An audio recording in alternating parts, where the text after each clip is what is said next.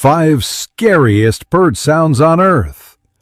The loon bird, often nicknamed the ghost of the lake, found in North America. Its eerie, whale-like calls create a truly mystical and often unsettling atmosphere, especially at night.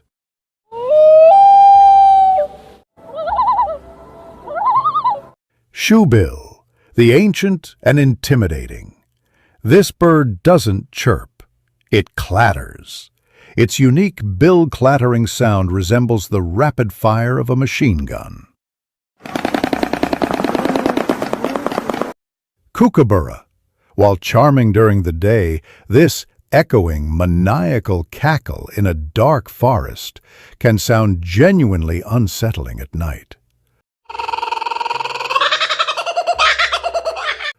Lyrebird.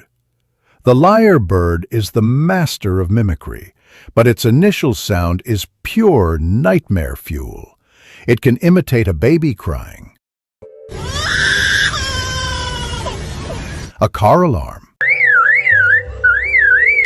or even a chainsaw.